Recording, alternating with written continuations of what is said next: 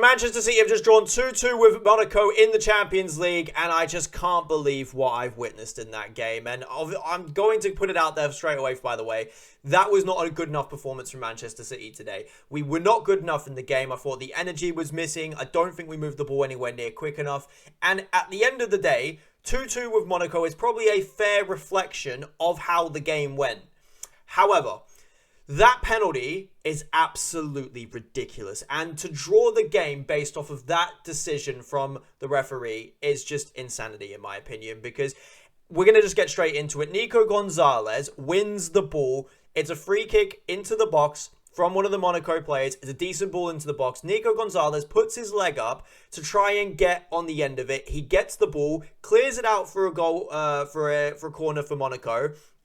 Eric Dyer decides to head downwards towards where Nico Gonzalez's foot is, after Nico Gonzalez has already won possession of the ball, and the referee gives it a penalty. Not even in that moment, but looking back, VAR then overturns the referee's decision not to give it a penalty, and then they give Monaco a penalty, and they go and equalise. They draw the game overall because of it, and it's just insanity. And as I said, were we good enough today? No, we weren't.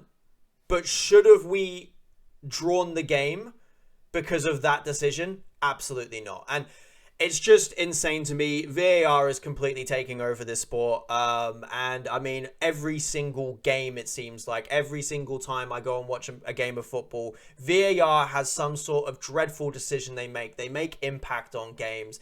And it's just getting out of hand at this point. But we're not going to spend the whole video talking about VAR, don't worry. We're going to get into the performance as well. And as I said, I just don't think we were anywhere near good enough. We obviously went 1-0 up early in the game. It's a brilliant ball from Josko Gvardiol in behind for Erling Haaland. And the awareness, by the way, for Erling Haaland to see the goalkeeper coming off his line by a couple of paces and just managing to lift the ball over the top of him. It's a very intelligent finish, and the execution is absolutely perfect. And it's a brilliant goal all around, from Josko Gvardiol's assist to Erling Haaland's finish and his run as well. And we go 1-0 up in the game. And at this point, you're thinking, okay, great start. We can maybe get a few, control the game, and really, you know, get a great start to this Champions League campaign underway. And 3 minutes later, we concede a goal. The ball comes out from the left-hand side to the edge of the box to Teze. He takes a touch out of his feet. Foden is very slow at closing him down, nowhere near proactive enough. And by the time Foden gets out to him, Teze gets the strike off. And to be fair to Donnarumma, he had nothing he could do about that strike. It's a pinpoint perfect strike into the top corner. Foden should close him down, and I will maintain that. However, from Teze's point of view, it's absolutely brilliant. It's into the top corner 3 minutes after our goal to go 1-0 up in the game. It's 1-1 in the 18th minute. And I don't think our response to that goal was really that good either. I thought that we were really slow. I don't think we moved the ball anywhere near quick enough. And for all of the possession we had, I don't feel like we were really threatening that Monaco backline. We weren't making them work as hard as I thought that we needed to make them work. And I just thought it was nowhere near good enough. But despite not playing good enough in that first half, we find ourselves 2-1 up at the break, because it's a great ball into the box from the left-hand side, into the box from Nico O'Reilly. Erling Haaland gets up with a leap. It's a fantastic leap above the defender, and he manages to guide that header into the far corner. It's a great finish from Erling Haaland, and it's 2-1 just before half-time. We go into the break 2-1 up, and I'm thinking to myself, okay, we've been poor in the first half. We've got away with it. We're going to come out in the second half, or at least we should come out in the second half and pick up the pace and really put this Monaco team under pressure, get that third goal, and drive this result home. We saw none of that. The first 10 minutes, again, it was quite slow possession. We're kind of, knocking it around. And then Monaco decided to grow into the game. They begun to have a new lease of life in the match. They had a couple of chances in the next 10-15 minutes after that. And we kind of rode out that wave. I don't think we at any point really played that well in the second half. But the way that we conceded that goal is just gut-wrenching. It honestly is. And like I said, we don't deserve to win that game today based off of how the game went and the way that we played.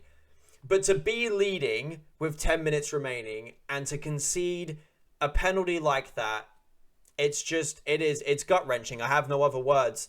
than that, and it's absolutely ridiculous. But we're not going to continue to go on about the VAR.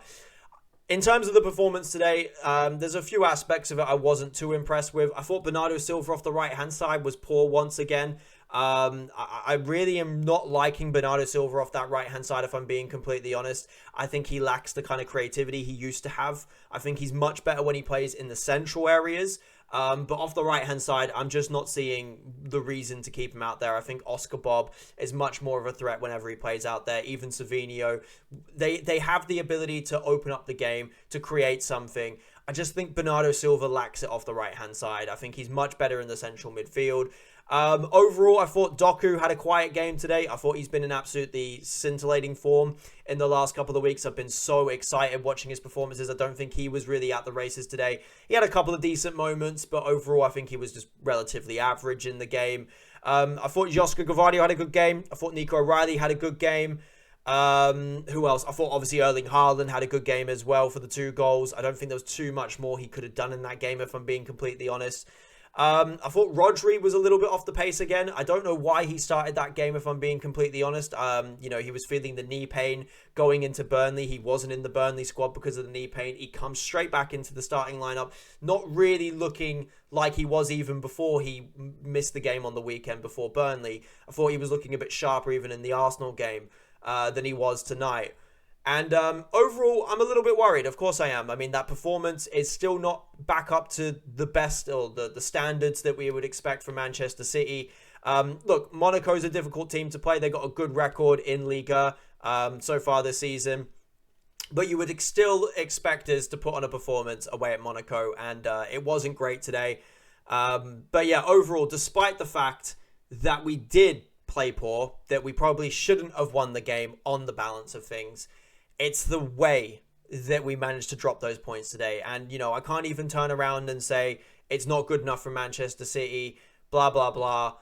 At the end of the day, the referee made a really, really poor decision, and it's cost us 2 points now in the Champions League. And I will be fuming at the end of this Champions League group stage if those 2 points means we don't finish in the top 8, because it's so frustrating. But yeah, not a good enough performance today from Manchester City. I think everyone who watched the game will know that. But yeah, just the decision was just absolutely outrageous. But we move on to Brentford on the weekend, and then we got the international break.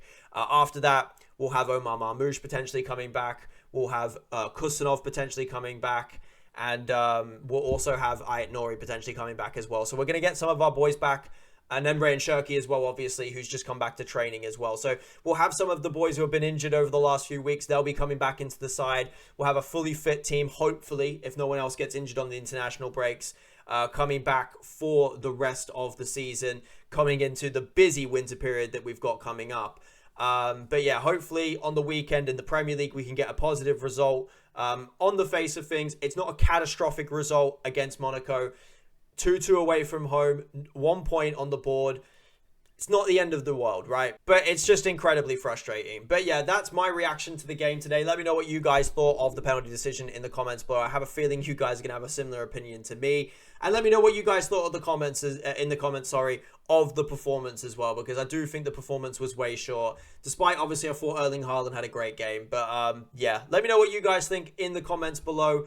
And yeah, I'm just absolutely gutted, man. I'm absolutely gutted, and I'm fuming at that VAR decision because it's just absurd, isn't it? Let's just be real. But what can you do? It affects everyone. So, yeah. Frustrating, but what can you do?